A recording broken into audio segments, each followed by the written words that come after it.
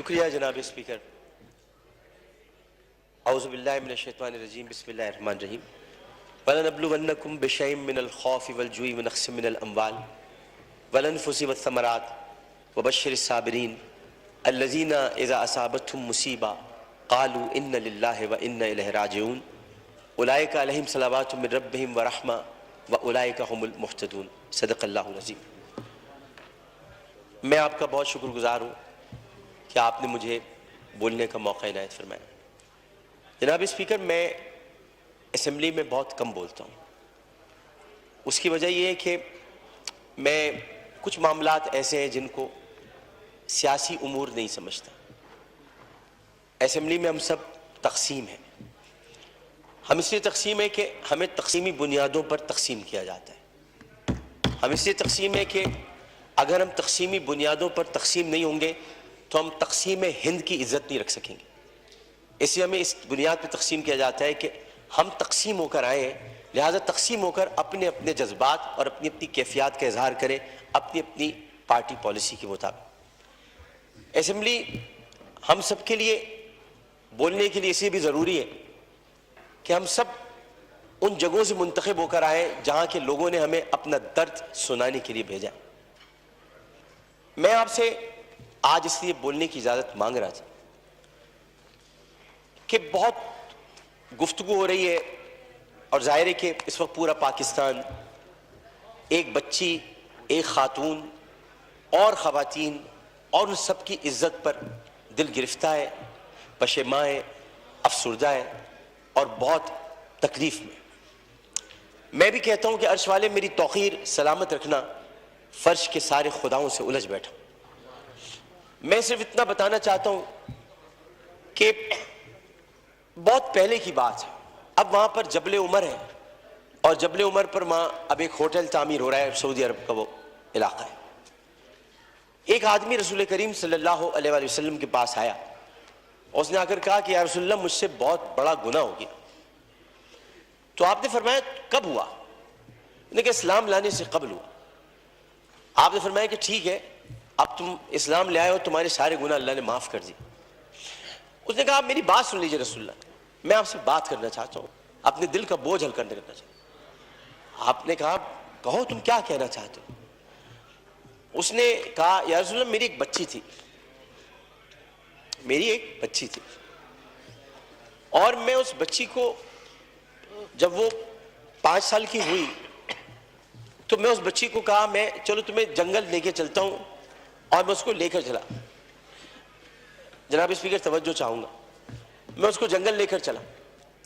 اب میں اس لیے لے کر چلا کیونکہ میری عزت پر حرف آ رہا تھا کہ میرے گھر بچی کیوں پیدا ہوئی. نبی کریم بہت غور سے سن رہے تھے. صحیح بخاری اور صحیح مسلم میں اس حدیث کو بیان کیا، ترمذی شریف میں بہت تفصیل کے ساتھ. تو انہوں نے بہت توجہ سے سنا اور کہنے لگا میں جنگل میں لے کے گیا. پھر میں نے ایک گڑھا کھودا. گڑھا کھودنے کے بعد میں نے بچی سے کہا اس میں لیٹ جاؤ. اچھا جب میں گڑھا کھود رہا تھا تو یا رسول اللہ مجھے ایک بات یاد آئی کہ وہ کھودتے کھودتے مجھے پسینہ آنے لگا، تو اس نے اپنے چھوٹی سی چادر سے میرا پسینہ بھی صاف کیا. اور اس کے بعد میں نے اس بچی کو گڑھے میں ڈال دیا اور پھر میں نے مٹی ڈالی. تو عربی میں اس نے مجھ سے کہا، ترجمہ آپ کے سامنے پیش کر رہا ہوں، بابا میں مر جاؤں گی بابا. اور میں نے اس کو مار دیا. بہت دیر تک خاموشی حجر رسول میں رہی. اس نے دیکھا تو رسول کریم صلی اللہ علیہ وسلم رو رہے تھے. خاتم النبیین، سید المرسلین، شفیع المذنبین، انیس الغریبین، رحمت للعالمین، راحت العاشقین، مراد المشتاقین، شمس العارفین، سراج السالکین، مصباح المقربین، محب الفقراء والغرباء والیتام والمساکین. ہمیں سکھاتے ہو ہم تو ختم نبوت کے محافظ، ہمیں سکھاتے ہو سید الثقلین، نبی الحرمین، امام القبلتین، وسیلتنا فی الدارین، صاحب قاب قوسین، محبوب رب المشرقین ورب المغربین، جد الحسن والحسین، مولانا مولا ثقلین، ابی القاسم محمد بن عبداللہ. پر درمیان میں نہ بولو، حدیث کے درمیان نہیں بولو. اس کے بعد نبی کریم صلی اللہ علیہ وسلم نے یہ کیا کہ ان کے زار و قطار آنسو بہنے لگے اور انہوں نے کہا کہ قسم اس پروردگار کی جس کے قبضے میں محمد کی جان ہے صلی اللہ علیہ وسلم، اگر تو اسلام نہ لاتا میں تجھے سر عام سب کے سامنے تیری گردن اڑاتا. یعنی مطلب یہ ہوا کہ نبی کریم نے بہت پہلے بتا دیا تھا کہ بچیوں کے ساتھ ظلم کرنے والوں کو سرے عام ان کی گردن کاٹی جائے گی. یہ اصول متعین کر دیا تھا محمد مصطفیٰ, یہ سزا متعین کر دی. ظلم کرنے والا جناب اسپیکر کوئی صنف نہیں رکھتا. خدا کے لیے اسے مرد نہ کہے, خدا کے لیے اسے عورت نہ کہے. ظالم کی صنف نہیں ہوتی, ظالم کی صنف نہیں ہوتی, ظالم نہ مرد ہوتا ہے. ظالم کو مرد نہیں کہتے. میرے بھائی نے کہا ہے فیصل بارڈر نے میں نامرد بنا دوں گا. ارے وہ تو ہے ہی نامرد, جو عورتوں کی عزت لوٹتے انہیں کیا نامرد بناؤں, وہ تو ہے ہی نامرد. ہم ظالم کی صنف مقرر کر کے معاشرے کو پھر تقسیم کرتے ہیں. ہمیں کسی کی صنف مقرر نہیں کرنی, ہمیں صرف اور صرف قرآن اور سنت کے مطابق ان سزاؤں کا احیا کرنا ہے جن کی ضرورت ہے.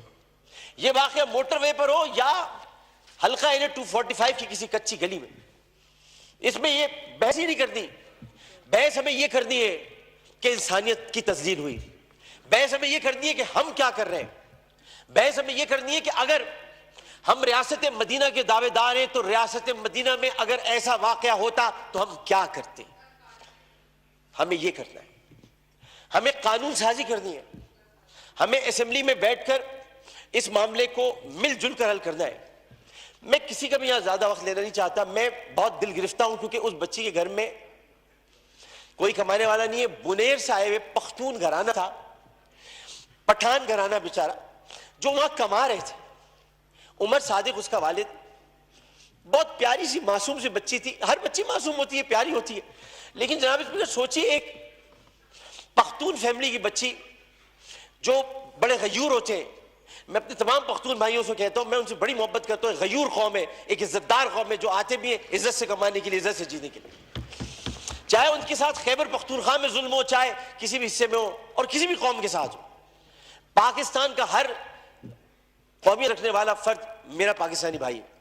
اور میں یہ کہتا ہوں کہ وہ بچی ایک دن جب اس کمرے میں رات بھر اس کو بند کر کے رکھا گیا ہوگا اور پھر اس کو درندگی کے ساتھ اس کی عصمت دری کرنے کے بعد اس کو جب زندہ جلایا ہوگا تو کتنی تکلیف ہوئی ہوگی اس معصوم سی بچی مروہ کو.